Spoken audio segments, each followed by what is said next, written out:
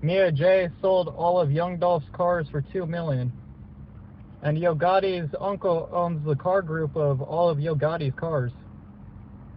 Someone was in the back of Dolph's car, and that's why we never seen them come out. And that's why the guy was banging on the window, because he needed the keys to let the person out. Someone's seen multiple trailers leaving the warehouses, and that's kind of already sketchy, because why?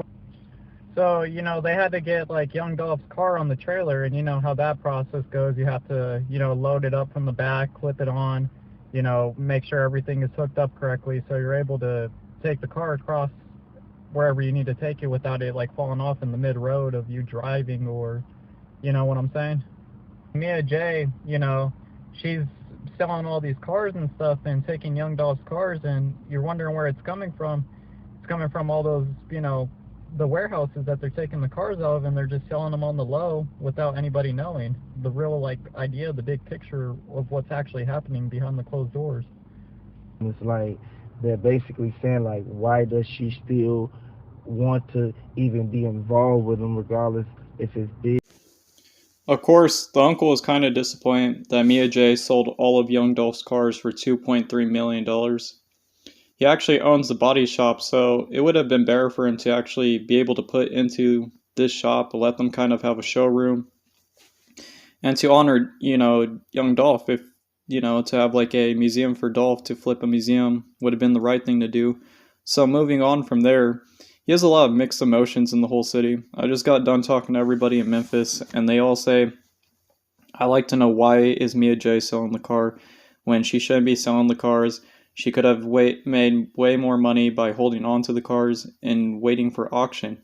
Everybody and anybody who knows what an auction actually is knows that what you have on auction, it could be multiple people that want to buy your car, but whoever bids the highest price gets that car. So I think that the Rolls Dolph had could have went for $1 million.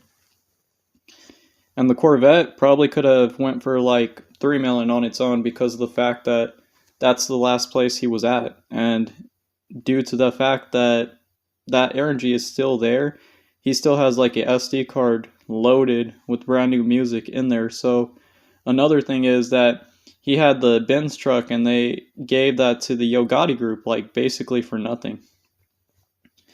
And the reason the Yo Gotti group, they got these cars, is so that they could take the camera out of the Corvette. And anybody who got a 2020 or higher Corvette, you should know in your Corvette you got 5 cameras in there. And the cameras come standard on 2020 Corvettes and up, so this Corvette is called the C8 Corvette. It's the new generation style. It looks like a foreign exotic, but it's an American car. Dolph has it camoed out, and it is bulletproof, so if you could afford to camo it out and make it bulletproofed out, then what makes you think that he couldn't have cameras? The cameras caught everything because of the way that his car was parked. When Dolph pulled into the Makitas, he pulled in the parking spot, like right in. Did you get back in? He didn't do anything like that. So to the fact from where he parked and knowing where the cameras are on the car, there's a camera on the front left that caught everything. And as the two dudes are running by the car, they looked into the car and they see somebody in there.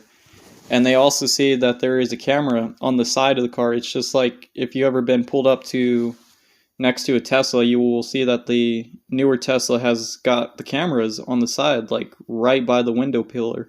So they've seen something like that on the Corvette. When the two dudes in the white Benz were running back to the white Benz, they looked left at the Corvette, seeing somebody in there. And that's the person that's in the car I'm talking about. There's a whole person in the car. A lot of the people are saying a lot of the people are saying, that's the little brother or that's the brother. But if it was the brother, or it was a little kid in the, that was in the car and watched the dudes pull up at the white Benz and run up and look at all the spooky stuff, and he didn't do nothing until they were leaving, so that's not a brother. That is not what brothers do. Brothers would have came out the car and laid down any man or anything that got in the way of your brother. And if it's somebody that's testing them, or they want to see, what you're about and they start testing you, then you're going to go and make sure you get them before they get your people. So I refuse to believe that dude that was in the car was trying to help, because he was awfully way too late. Like, way, way too late. Like, you're telling me you've seen these cars pull up? He must have.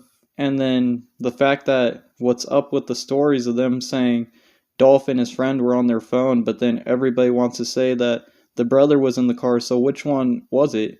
So that's another Makita's, like, make up little stories, but that doesn't quite add up, because if the brother was in the car, then why would she say that he went inside and was standing next to him, and so why would he be banging on the windows locked out if he was inside? It's because he was in the car for part of the time, and he must have been inside once, and when they grabbed him from the back office, the brother, the security guy, whatever, he was inside. Once the dude came out, that manager office and Maurice slammed that door shut, and they said, "Get on the ground, Dolph." Exact words from the interview, exact words for Raven and the brother on the interview. Once they said, "Get on the ground, Dolph," that's when the brother was still in the side when they grabbed him and did the whole hit.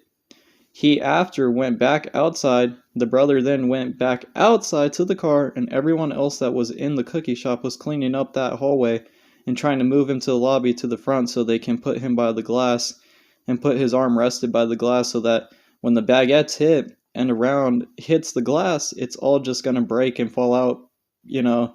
But hey, stay tuned and we'll be back with more information on this crazy topic.